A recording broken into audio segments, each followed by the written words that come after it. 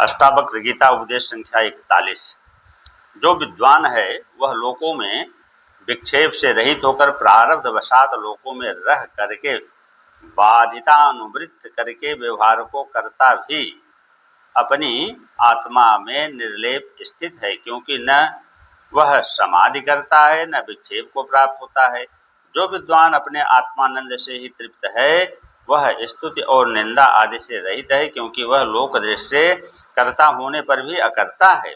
आत्मज्ञान करके उसके कर्तृत्वादि अध्यास सब नष्ट हो गए हैं। विद्वान को प्रवृत्ति में और निवृत्ति में कोई आग्रह अर्थात हठ नहीं है, क्योंकि वह कर्तृत्वाद अभिमान से रहित है।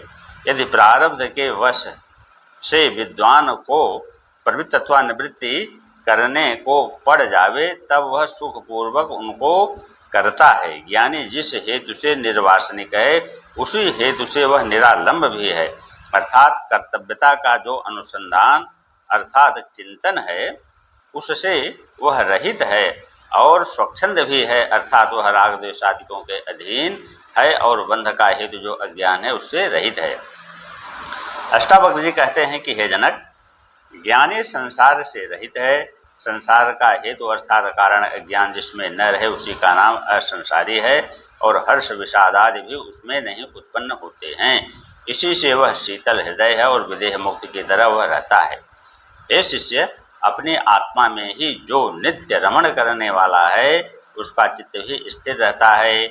उसकी इच्छा किसी पदार्थ के ग्रहण और त्याग में नहीं रहती है, और न वह अनर्थ को करता है, क्योंकि अनर्थ का हेतु उसमें वाकई नहीं रहता है। स्वभाव से ही जिसका चित्त शून्य है अर्थात विकार से रहित है, कदापि विकारी नहीं होता है।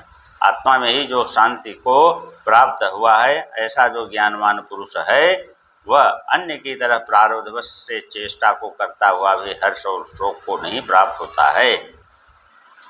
अपने मान अपमान का भी उसका अनुसंधान नहीं है।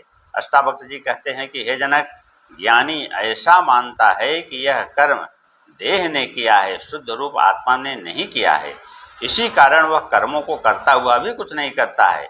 मैं इस कार्य को करूँगा ऐसा न कहता हुआ जीवन मुक्त प्रारब्धवश से कार्य को करता है, पर बालक की तरह वह मूर्ख नहीं हो जाता।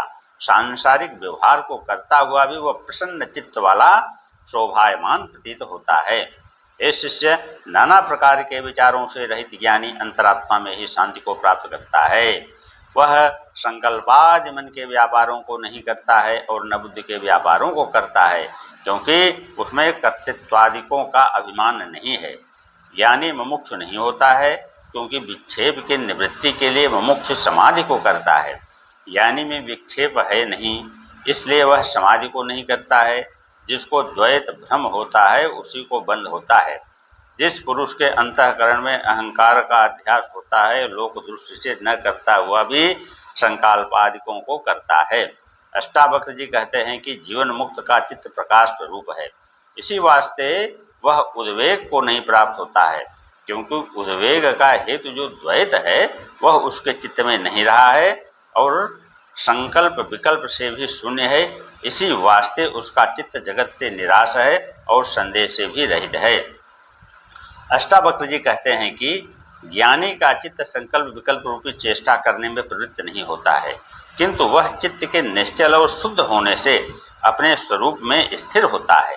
हे शिष्य, मंद पुरुष तत् और तुम पद के कल्पित भेद को श्रुति से श्रवण करके भी संशय विपर्य के कारण मूर्खता को ही प्राप्त होता है, अथवा तत् और तुम पद के अभेद अर्थ के जानने के लिए समाधि को लगाता है, परंतु हजारों में कोई एक पुरुष अंतर से शांत चित्त वाला होकर बाहर से मूढ़वत व्यवहार करता है।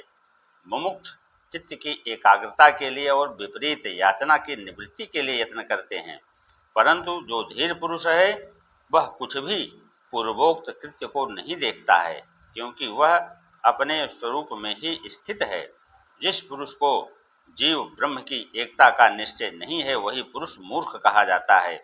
वह पुरुष चाहे चित्त की निरोध रूपी समाधि को करे अथवा कर्मों के अनुष्ठान को करे, वह कदापि परम सुख को नहीं प्राप्त होता है।